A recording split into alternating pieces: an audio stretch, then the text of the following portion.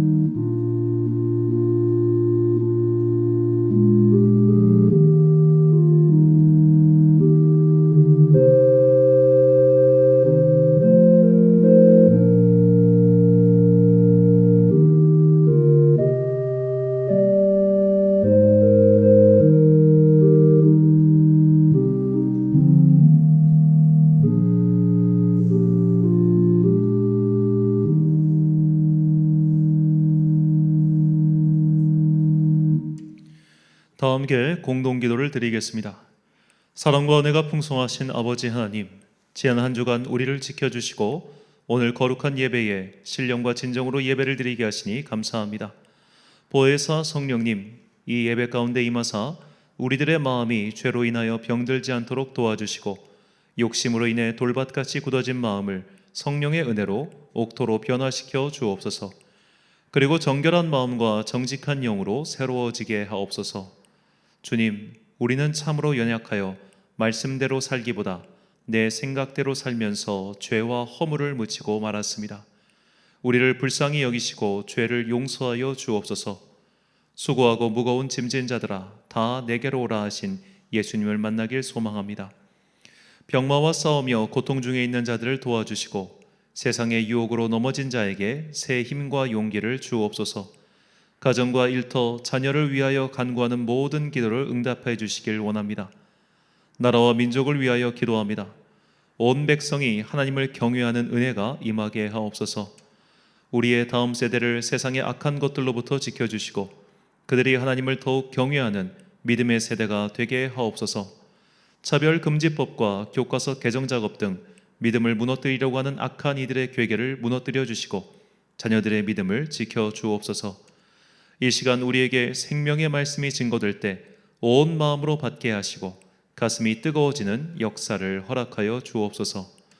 이 모든 간구와 함께 주님의 은총과 자비를 구하며 주님께서 가르쳐 주신 기도를 드리오니 하늘에 계신 우리 아버지, 아버지의 이름을 거룩하게 하시며 아버지의 나라가 오게 하시며 아버지의 뜻이 하늘에서와 같이 땅에서도 이루어지게 하소서. 오늘 우리에게 일용할 양식을 주시고 우리가 우리에게 잘못한 사람을 용서하여 준 것 같이 우리 죄를 용서하여 주시고 우리를 시험에 빠지지 않게 하시고 악에서 구하소서. 나라와 권능과 영광이 영원히 아버지의 것입니다. 아멘.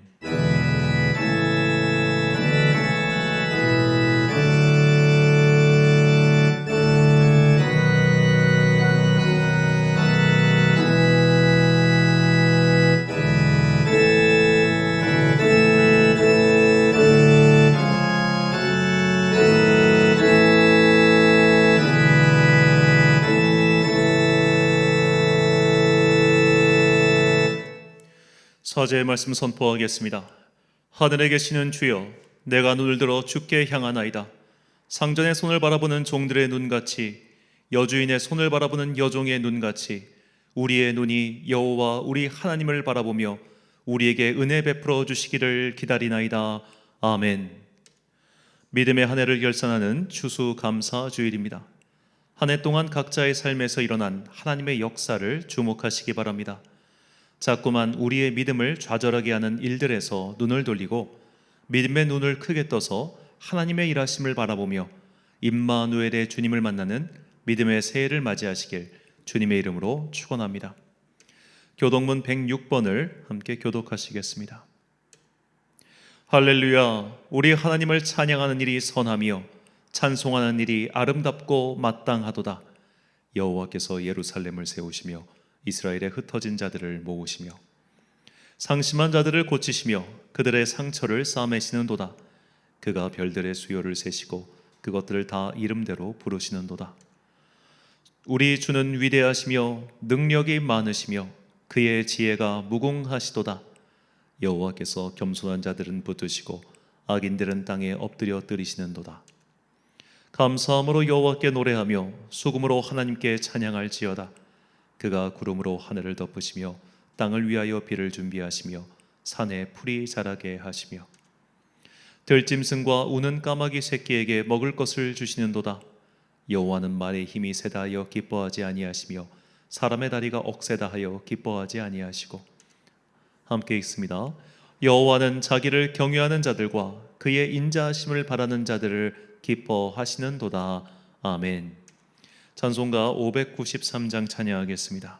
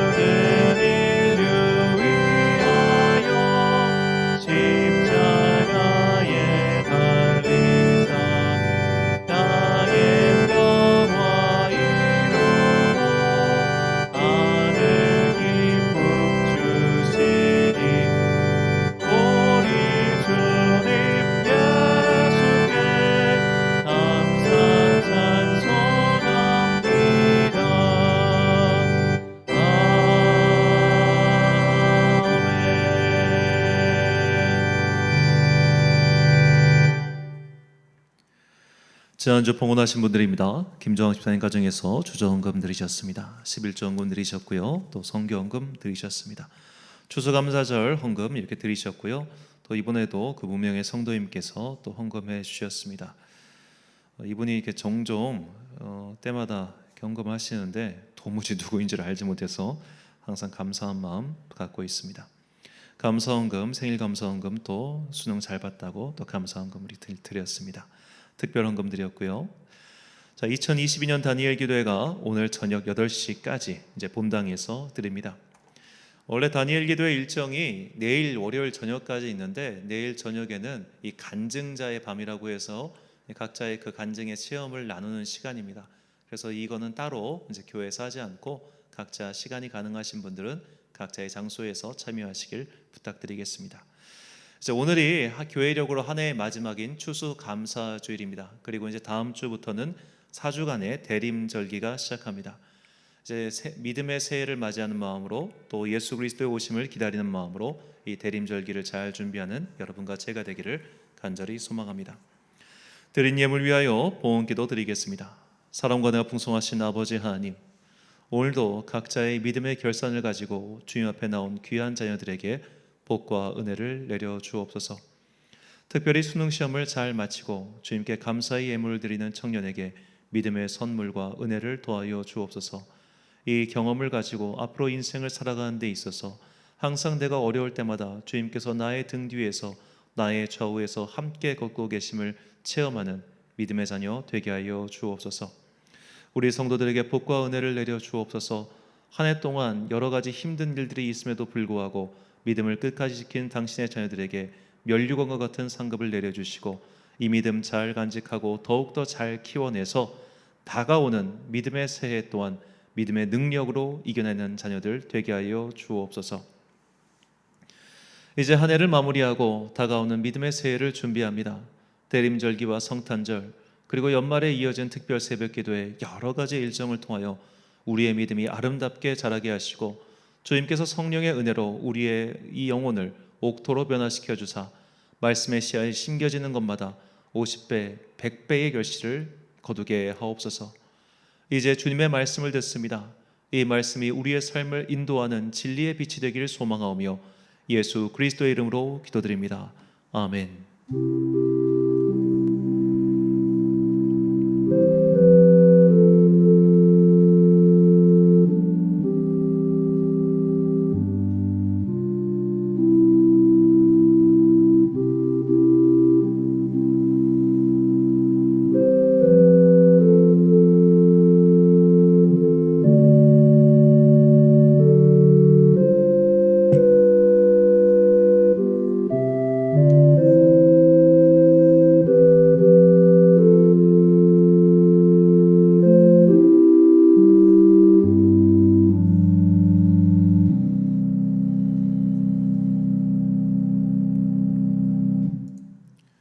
오늘 우리에게 주신 하나님의 말씀 구약성경 열왕기상 18장 41절부터 46절까지의 말씀입니다.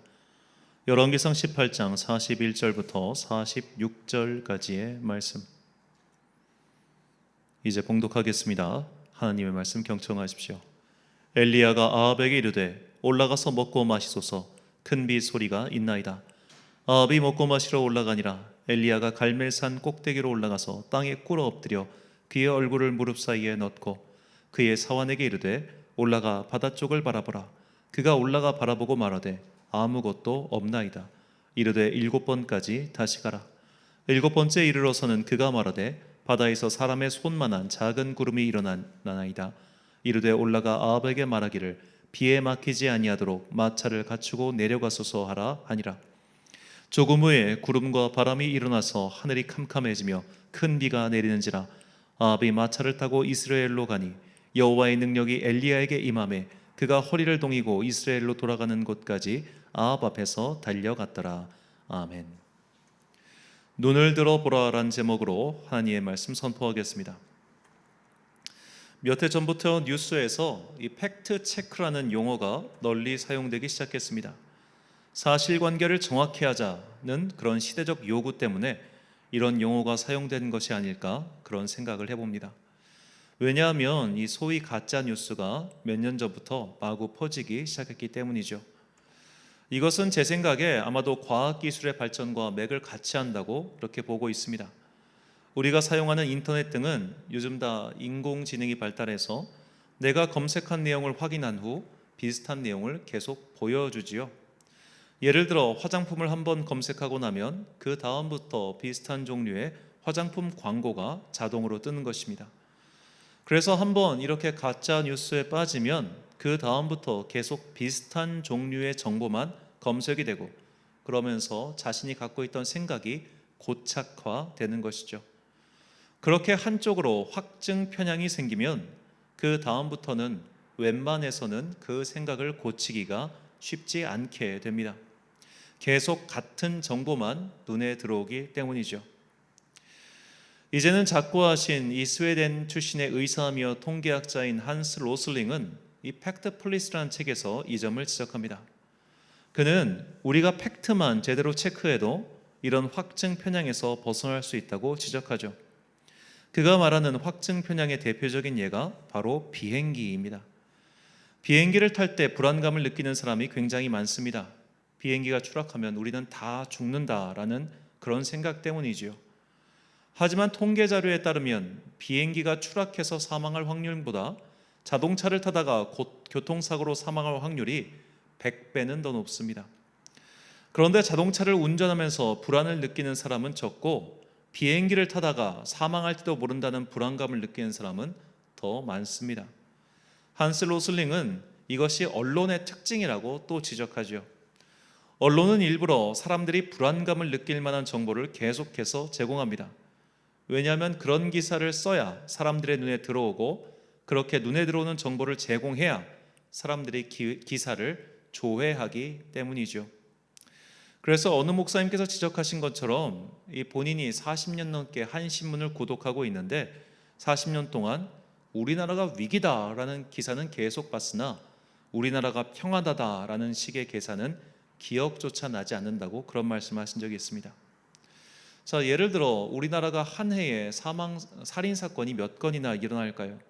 2020년 통계 자료에 따르면 한 해 동안 살인 사건으로 사망한 사람의 숫자는 308명입니다.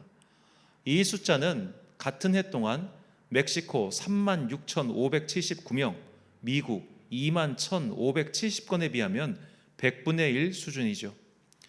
이웃나라 일본의 경우는 318명으로 인구 대비로 치면 우리나라의 절반 수밖에 되지 않습니다. 더구나 수감자 수를 비교해 보면 우리나라는 53,956명이고 미국은 167만 5,400명이나 됩니다. 이처럼 우리나라는 굉장히 안전한 나라죠. 그런데도 한번 사건이 나면 그때부터 난리가 납니다. 온갖 조사와 문책이 난무하고 언론과 대중이 그 한 가지 사건을 계속해서 눈덩이처럼 불려나가죠. 이처럼 사람의 눈은 객관적이지 않습니다. 지극히 주관적이죠. 자기가 원하는 정보만 취하려고 하며 무엇보다 정보의 객관성은 따지지 않고 자신의 주관대로 정보를 재해석하고 재취합하여 결론을 내버립니다. 그래서 자기 쪽 진영에 대해서는 지극히 관대하고 반대쪽 진영에 대해서는 지극히 악의적입니다. 이것은 우리나라만의 특징이 아닌 전 세계적인 특징이죠. 저는 컴퓨터 인공지능의 발전이 이런 인간의 확증 편향성을 극대화시키고 있지 않은가라고 생각해 봅니다. 더구나 인간의 뇌는 긍정적인 정보보다 부정적인 정보를 취합하는 쪽으로 기능이 잘 돌아가죠. 이는 부정적인 정보가 생존에 더 유리하기 때문이라고 그렇게 뇌과학자들은 말하고 있습니다. 그래서 우리는 누군가에 대한 좋은 말, 칭찬의 말보다는 비난의 말이나 나쁜 말, 소위 뒷담화에 더 익숙합니다. 그리고 그런 나쁜 소문이 더 빨리 퍼지죠. 예전에 EBS에서 한 실험 결과를 보면 좋은 소문이 퍼지는 속도보다 나쁜 소문이 퍼지는 속도가 7배나 빠르다는 것을 본 적이 있습니다. 이것을 종합해 보면 우리는 좋은 것들에 대해서는 눈과 귀를 닫으려고 하며 나쁜 것들에 대해서는 더 눈과 귀를 활짝 열고 받아들인다는 것을 알게 됩니다. 성경에는 이런 것에 대한 너무나 좋은 교보제, 즉 나쁜 선례가 나오죠. 바로 출애굽한 이스라엘 공동체입니다. 제가 이 출애굽 공동체에 대해서 자주 말씀을 드리는데 그 이유는 아마도 이들만큼 인간의 적나라한 실태를 보여주는 이들이 성경에 또 있을까 싶어서 그렇습니다. 이들은 세상에서 둘도 없는 기적을 체험했습니다. 그러나 그들은 문제를 만날 때마다 하나님을 원망했습니다. 물이 없으면 없다고 원망했고 먹을 것이 없으면 또 없다고 원망했습니다. 그때마다 하나님께서 정신 차리도록 벌을 내리셨지만 도무지 소용이 없었습니다. 그들이 결정적으로 패망하게 된 원인은 가나안을 정탐하고 돌아온 이들의 보고를 받고 나서였습니다. 민수기 13장 27절부터 29절까지 말씀입니다. 모세에게 말하여 이르되 당신이 우리를 보낸 땅에 간즉 과연 그 땅에 젖과 꿀이 흐르는데 이것은 그 땅의 과일이니이다. 그러나 그 땅 거주민은 강하고 성읍은 견고하고 심이 클 뿐 아니라 거기서 아낙 자손을 보았으며 아말렉 있는 남방 땅에 거주하고 헷인과 여부스인과 아모리 있는 산지에 거주하고 가나안인은 해변과 요단가에 거주하더이다. 아멘. 자, 이 지파별로 뽑힌 12명의 지휘관들은 가나안 정책을 살피고 와서 긍정적인 보고와 부정적인 보고를 함께 올립니다. 분명히 그 땅은 좋은 땅이다. 젖과 꿀이 흐르는 곳이다. 하지만 그 땅을 선점한 이들은 크고 강한 이들이다 라는 정보였습니다. 긍정적인 정보, 그 땅은 좋은 땅. 부정적인 정보, 그러나 그 땅을 지키고 있는 자들은 강한 자들, 이런 뜻이죠. 그런데 이 부정적인 정보를 잘 살펴보면 그 안에 또 긍정적인 정보가 있었습니다. 바로 아말렉 족속이 남쪽에 거주하고 있다는 정보지요. 왜냐하면 이스라엘 민족은 이미 출애굽기 17장에서 아말렉과 전투하여 승리한 경험이 있었기 때문이죠. 즉, 이 지휘관들의 보고를 잘 살펴보면 사실은 긍정적인 정보가 2개, 부정적인 정보가 하나라는 것을 알 수 있습니다. 그런데도 사람들은 이 부정적인 정보 그 하나를 계속 확대해서 이제는 우리가 다 죽게 되었다고 울면서 하나님과 모세를 원망하지요. 우리는 이 모습이 바로 우리의 모습은 아닐까 잘 생각해 봐야 합니다. 오늘은 교회의 달력으로 마지막 주일인 추수감사 주일입니다. 그리고 이 마지막 주일을 소위 왕이신 그리스도 주인이라고도 부르죠. 믿음의 한 해를 결산하는 오늘, 우리는 지난 1년을 돌아봐야 합니다. 지난 1년 동안 나에게는 긍정적인 일이 많았습니까? 아니면 부정적인 일이 많았습니까? 하나님께서 나를 지켜주셨다는 생각이 더 많이 듭니까? 아니면 하나님께서 나를 버리셨나라는 생각이 더 많이 듭니까? 정말로 면밀하게 따져보면 하나님께서는 지금까지 한 번도 나를 버리신 적이 없고 나를 외면하신 적이 없건만 우리는 내 삶에서 일어나는 그 부정적인 사건 그 하나에 꽂혀서 나머지 긍정적인 신호를 보지 않았던 것은 아닐까요? 이스라엘 백성이 그렇게 많은 기적을 체험했지만 그 수많은 긍정적인 신호는 다 무시한 채 오직 한 가지 부정적인 정보에 끌려서 하나님을 원망했던 것처럼 말입니다. 우리는 한 해의 결산인 이 추수감사절을 맞이하여 부정적인 경험보다는 긍정적인 경험을 떠올리고 그것을 묵상해야 합니다. 내 안에서 부정적인 것들을 확대 재생산하는 것이 아니라 감사의 제목들을 떠올리며 그 선한 힘으로 부정의 힘을 이겨내야 합니다. 오늘 본문은 그 일에 대해서 우리에게 전해주고 있습니다. 하나님의 사람 엘리야는 북이스라엘의 심판을 선포합니다. 북이스라엘을 다스리던 오므리 왕가의 죄가 너무나 커서 그 땅에 수년 동안 비가 내리지 않는 심판이 임할 것이라는 하나님의 말씀을 아합 왕 앞에서 선포하지요. 그리고 마침내 3년이라는 시간이 지났을 때 하나님께서 다시 엘리야를 부르셨습니다. 그리고 그 땅에 비가 내릴 것이라 말씀하십니다. 열왕기상 8장 1절과 2절 말씀입니다. 많은 날이 지나고 제3년에 여호와의 말씀이 엘리야에게 임하여 이르시되 너는 가서 아합에게 보이라. 내가 비를 지면에 내리리라. 엘리야가 아합에게 보이려고 가니 그때에 사마리아의 기근이 심하였더라. 아멘. 이 엘리야라는 사람에 대해서 성경의 기록을 잘 살펴보면 그는 우리가 흔히 생각할 수 있는 어떤 100%의 확신을 가진 그런 뜨거운 사람, 정말로 가슴이 너무 뜨거워가지고 말씀만 들고 돌진하는 그런 유형의 사람은 아니었음을 알 수 있습니다. 그는 어떤 면에서 우리와 너무나 흡사한 사람이었습니다. 하나님의 분명한 말씀을 들었고 또 그것을 선포했지만 그 말씀에 대해서 본인도 반신반의하는 것이 있었습니다. 기근으로 인해 사람들도 괴로웠지만 본인도 괴롭고 힘들었습니다. 꿈이 좌절되고 목표가 끊어졌을 때 절망하던 그 모습 또한 우리와 굉장히 비슷하죠. 이런 점에서 볼 때 지금 하나님께서 내가 다시 비를 내리겠다라고 하셨을 때 이 엘리야의 마음은 어땠을까요? 엘리야가 과연 이 말씀을 100% 신뢰했을까요? 당장 그의 눈앞에 보이는 것은 심한 기근으로 인해 갈라진 사마리아 땅이었습니다.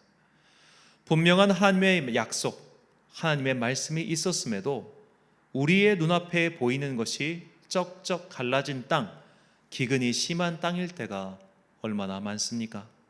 하나님을 신뢰하여 여기까지 왔는데 희망과 회복의 전조가 하나도 보이지 않을 때가 얼마나 많았습니까?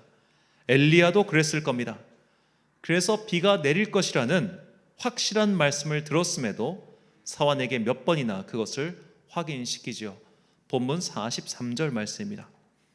그의 사환에게 이르되 올라가 바다 쪽을 바라보라. 그가 올라가 바라보고 말하되 아무것도 없나이다. 이르되 7번까지 다시 가라. 자, 이 부분은 저의 개인적인 해석입니다.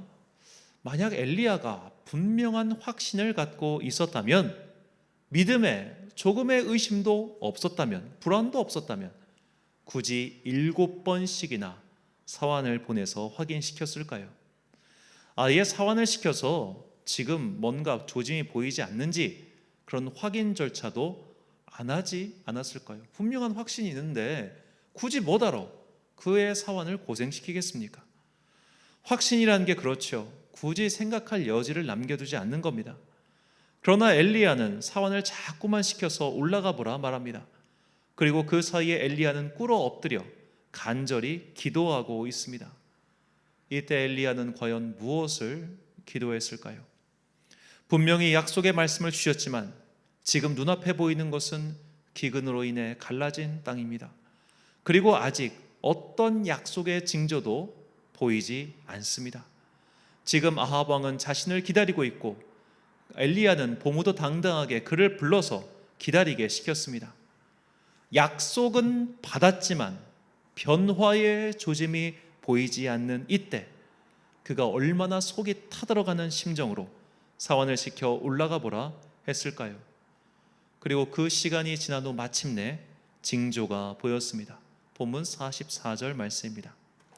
7번째에 이르러서는 그가 말하되 바다에서 사람의 손만한 작은 구름이 일어나나이다. 이르되 올라가 아합에게 말하기를 비에 막히지 아니하도록 마차를 갖추고 내려가소서 하라 하니라. 아멘. 자, 우리가 잘 알다시피 이 멀리서 보면 큰 것도 작아 보이죠. 아무리 큰 산도 저기 떨어져서 보이면 요만해 보입니다. 우리가 그런 원근법이라는 것을 모든 사람이 알고 있어요. 그래서 비록 내가 멀리서 보니까 저것이 작아 보이지만 실제로 크다는 걸 알고 있습니다. 그런데 사환이 지금 저 바다에 손바닥만한 작은 구름이 보입니다 라고 합니다. 그 말인즉슨 지금 내 손바닥을 이렇게 대보니까 그 구름이 작더라 이 뜻이 아니라 멀리서 봐도 그건 그냥 작은 거예요. 아무리 봐도 내가 이 원근법을 고려하고 저기서 멀리 보이는 것이 지금 내 눈엔 작아 보이지만 실제로 크다, 이것을 감안해도 그 구름은 결코 큰 구름이 아니라 작은 구름이었다는 뜻입니다. 그 작은 구름이 몰고 오는 비의 양이라고 해봐야 뻔하지 않겠습니까? 그런 비구름으로는 3년 동안 마르고 갈라진 땅을 회복시키는데 턱없이 부족해 보입니다. 지금 사환은 그 정보를 엘리야에게 전달한 겁니다. 징조가 보입니다. 비가 올 조짐이 보입니다. 그러나 그 비의 양은 굉장히 작을 것 같습니다. 이것이 생략되어 있는 괄호의 문구겠지요. 하지만 엘리야는 그 작은 구름을 보며 확신을 얻었습니다. 그래서 아합 왕에게 이제 큰 비가 내릴 터이니 왕궁으로 돌아가라고 말하죠. 이것이 오늘 우리에게 이 한 해의 마지막 주일에 주시는 하나님의 메시지입니다. 온통 부정적인 신호로 가득 차 있더라도, 온통 부정적인 경험으로 점철된 것 같을지라도 그 작은 긍정적인 신호, 그 작은 하나님의 신호를 바라볼 때 비로소 변화의 역사가 시작된다는 것이죠. 언제나 우리 앞에 있는 문제는 커 보입니다. 언제나 부정적인 신호는 긍정적인 신호를 엎어버립니다. 심지어 긍정적인 신호가 더 크고 확실해도 이보다 작은 부정적인 신호 때문에 망설이고 넘어지기도 합니다. 하지만 믿음의 사람들은 약속의 말씀과 더불어 그 작은 긍정적인 신호를 놓치지 않아야 한다고 주님께서는 우리에게 말씀하고 계십니다. 우리는 지금 2022년도 다니엘 기도에 참여하고 있습니다. 이제 오늘로써 다니엘 기도회는 마칩니다. 내일은 참여교회들 간증의 밤이기 때문에 따로 우리 교회에서는 모이지 않습니다. 제가 알기론 이 오륜교회가 다니엘 기도회를 시작한 지 한 20년쯤 되었습니다. 원래는 수험생들을 위한 금요 기도회 형식이었는데 이것이 세월이 흐르고 또 인터넷 등 관련 어떤 기술이 발전하면서 어느샌가 한국 교회에서 10만 개 교회 이상이 참여하는 거대한 기도회 축제가 되었습니다.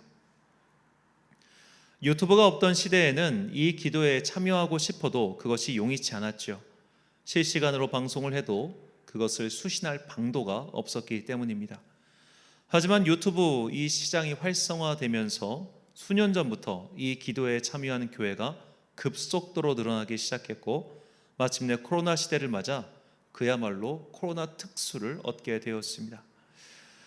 그래서일까요? 이제는 바깥에서 볼 때 정말로 많은 말들이 입방아들이 오르락내리락 하는 시간이기도 합니다. 모두 20명의 강사가 연단에 섰고 그중 19명은 이제 담임 목사인 김은호 목사님을 제외한 나머지 19명은 해마다 바뀌는 강사지요. 강사 섭외는 누가 했냐, 은혜가 갈수록 떨어진다 등등 말이 많이 들립니다. 그래서 저도 확인을 해봤습니다. 20명의 강사 중 오늘 제외한 19명의 강사분 중 정말 올해는 참 아쉽다라는 생각이 드는 분이 3명 있었습니다. 이것도 제 개인적인 느낌에 불과합니다.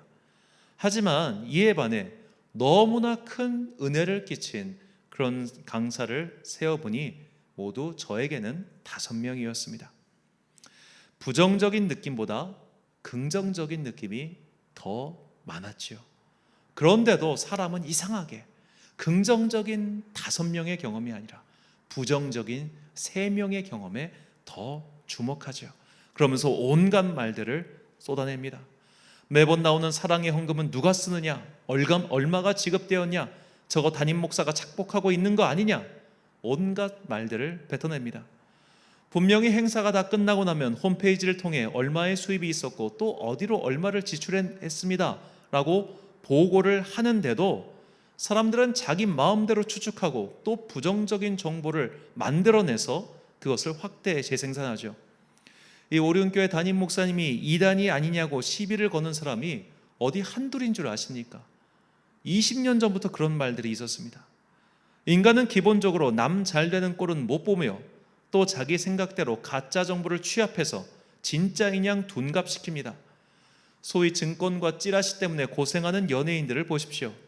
이것이 교회 안에서도 성도 안에서도 얼마든지 일어나는 일입니다. 부정적인 시각으로 보면 모든 것이 부정적으로 보입니다.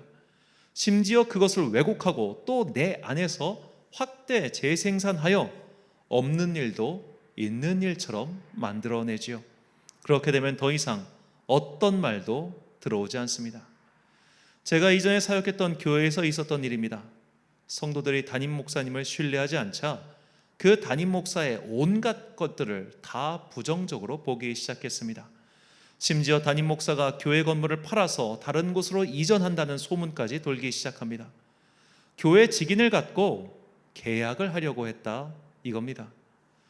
이게 참 말도 안 되는 말인 게 교회의 재산의 처분은 공동의회의 승인을 거치지 않고는 모두 원인 무효입니다. 아무리 담임 목사가 직인을 갖고 계약을 한다 한들 그것은 자체가 무효입니다. 아무리 그런 법적인 사실을 고지해도 사람들이 믿지를 않는 겁니다. 심지어 그 담임 목사는 그 교회 교인들 중에서 굉장히 헌금을 많이 하는 축에 속했음에도 불구하고 사람들은 교회 예산이 어떻게 사용되고 있는지 그런 것들을 다 분기마다 고지를 해도 그런 것은 하나도 읽지 않은 채 오직 거짓된 정보만 확대 재생산하는 모습을 보면서 이것이 어떻게 보면 이 의심 암기에 사로잡힌 사람의 모습이구나라는 생각이 들었습니다. 제가 존경하는 한 기도원 목사님께서 설교 중에 이런 말씀하셨습니다. 그 원장 목사님께서 어느 날 기도원 입구를 보니까 어떤 사람이 담배를 물고 있더라는 거예요. 그래가지고 어딜 건방지게 기도원 입구에서 담배를 피려고 해서 막 그분한테 이제 뭐라고 하려고 가니까 그게 담배가 아니라 모나미 153 볼펜이었다는 겁니다. 그거를 볼펜을 이렇게 들고 있으니까 멀리서 보니까 그 허연 것만 보이고 이상하게 담배처럼 보였다는 거예요. 그러고 나서 그 강사 목사님, 원장 목사님이 이런 말씀하셨습니다. 여러분이 봤습니까? 여러분이 본 것조차도 확실하지 않기 때문에 함부로 말을 하지 마십시오라고 말이죠. 내가 들었다, 내가 봤다 라고 하는 것 중에 정말로 내가 제대로 확인한 것이 얼마나 되겠습니까?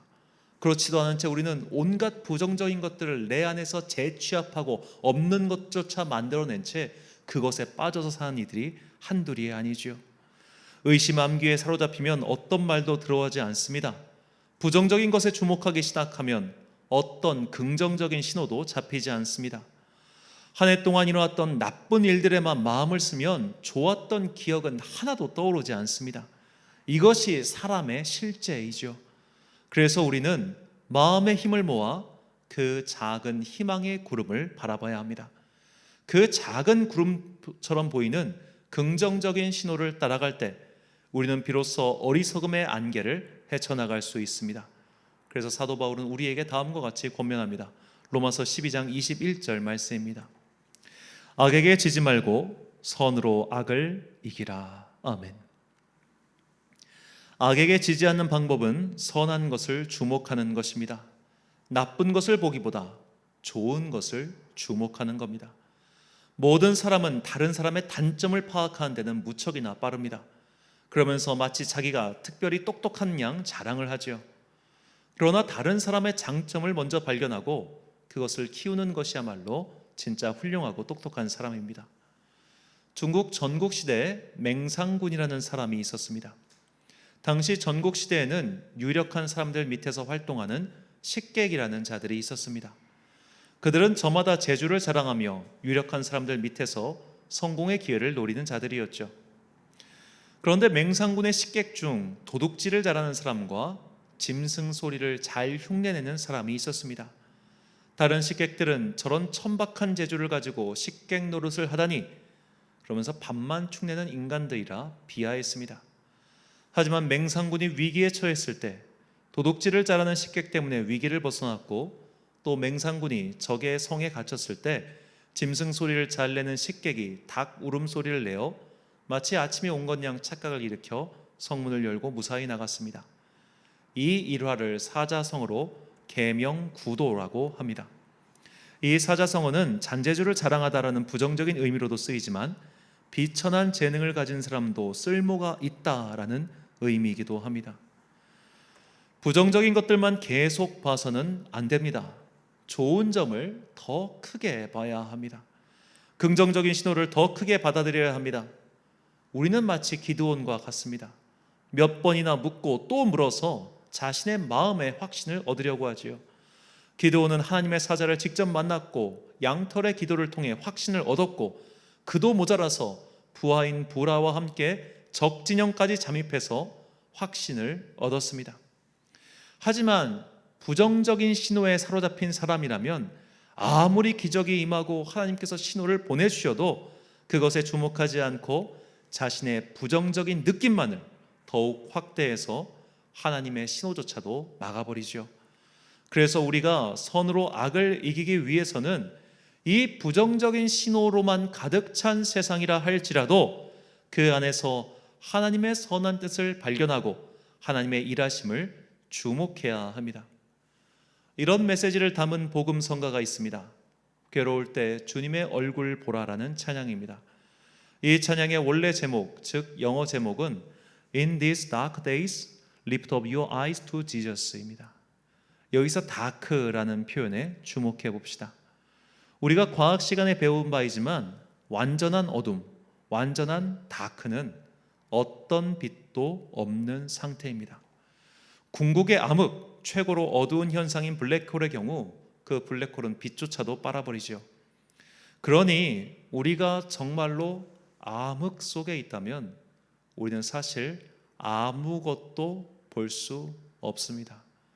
그런데 이 작사가가 말하는 것처럼 그 어두운 날 주님의 얼굴을 보라. 이것이 무슨 의미일까요? 나는 지금 내 생각에는 다 온통 어두운 것 같은데 실제로는 어두운 게 아니라 내가 어두운 것만 보고 있다는 겁니다. 여기에 예수님이 분명히 계시는데 빛이신 예수님이 계심에도 불구하고 내가 이 어둠에만 보고 있으니까 어두운 것 같은 거예요. 여기서 고개를 들려서 주님을 보면 사실은 완전한 어둠이 아니라 희망의 빛이 있었음을 깨닫게 될 터인데 이렇게 어둠만 쳐다보고 있으면, 부정적인 것만 보고 있으면 결코 변화는 일어나지 않는다는 뜻입니다. 나의 등 뒤에서라는 찬양의 고백처럼 분명히 주님께서는 우리 곁에 계십니다. 그리고 끊임없이 말씀하고 계십니다. 항상 희망과 소망의 작은 구름을 띄워 놓으시고 우리에게 긍정적인 신호를 보내고 계십니다. 그러니 이제 우리가 해야 할 일은 눈을 들어서 부정적인 것만 보지 말고 하나님의 그 긍정적인 신호를 보는 것입니다. 아브라함은 눈을 들어 이삭을 대신하여 번제로 쌀 수작을 발견했습니다. 여호수아는 눈을 들어 문제인 여리고성이 아니라 그 앞에 서 있는 하나님의 군단장을 찾았습니다. 스가랴 선지자는 눈을 들어 하나님의 계시를 발견했습니다. 우리도 그래야 합니다. 우리를 자꾸만 부정적인 마음, 부정적인 경험으로 끌고 가려는 악에게 지지 않기 위하여 하나님을 주목해야 합니다. 그것이 선으로 악을 이기고 다가오는 믿음의 새해를 은혜로 엮어가는 방법입니다. 이사야 40장 26절 말씀을 함께 읽겠습니다. 너희는 눈을 높이 들어 누가 이 모든 것을 창조하였나 보라. 주께서는 수요대로 만상을 이끌어내시고 그들의 모든 이름을 부르시나니 그의 권세가 크고 그의 능력이 강함으로 하나도 빠짐이 없느니라. 아멘. 사랑하는 천안 광성교회 성도 여러분, 그리고 이 예배를 함께 드리고 계신 귀한 주님의 자녀 여러분, 지금까지 우리와 함께 하신 에베네셀 하나님께서 앞으로도 우리와 함께 하실 임마누엘의 주님이심을 믿으시기 바랍니다. 그 믿음으로 우리를 자꾸만 부정적인 것들로 이끄는 시선을 하나님의 긍정적인 신호로 옮기시기 바랍니다. 그 긍정적인 신호는 작은 구름처럼 보이고 아무리 눈을 뜨고 쳐다봐도 희미해 보일 수도 있습니다.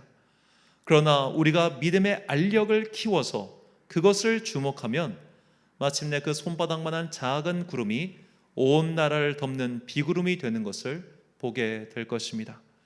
선으로 악을 이기기 위하여 눈을 들어 주님의 일하심을 발견합시다. 우리를 완전히 둘러싸고 있는 것처럼 보이는 이 어둠의 세력에게 지지 마십시오. 오늘도 우리의 곁에서 빛을 발하고 계신 예수 그리스도를 우리의 믿음의 눈을 들어 바라봄으로써 하나님의 일하심을 체험하고 더욱더 믿음이 자라가는 여러분과 제가 되시길 주님의 이름으로 축원합니다. 기도하겠습니다.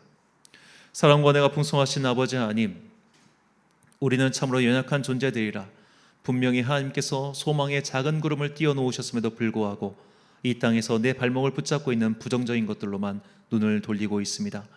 이제 우리의 믿음의 눈을 떠서 믿음의 눈에 힘을 키워서 주님의 그 일하심을 발견하게 하시고 그 믿음의 힘으로 항상 은혜 가운데 걸어가는 당신의 자녀 되게 하여 주옵소서.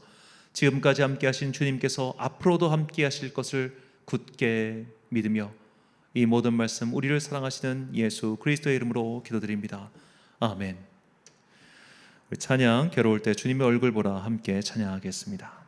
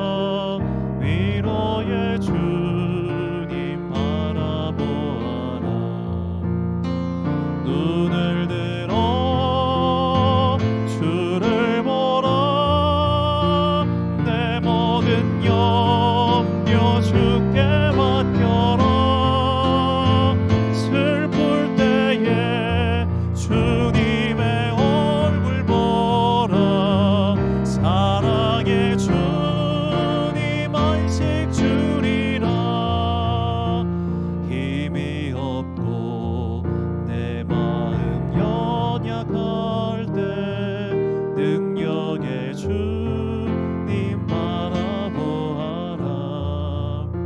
주의 이름 부르는 모든 자는 힘주시고 늘 지켜주시리. 눈을 들어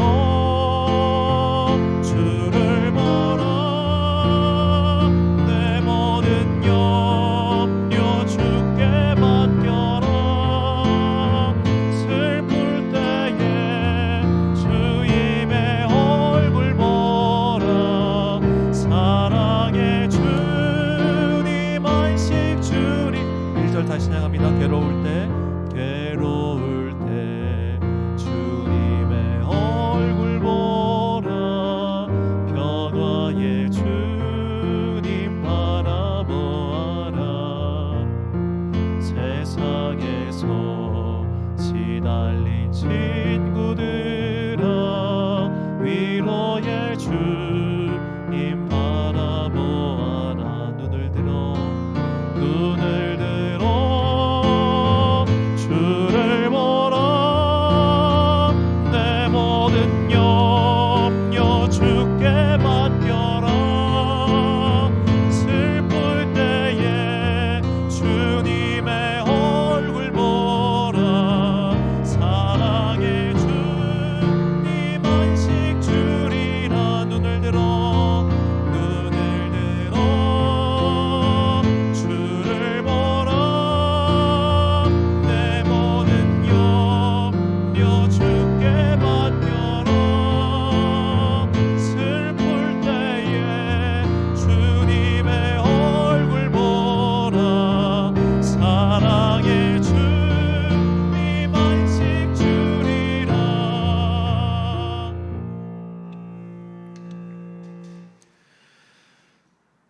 파송의 말씀 선포하겠습니다.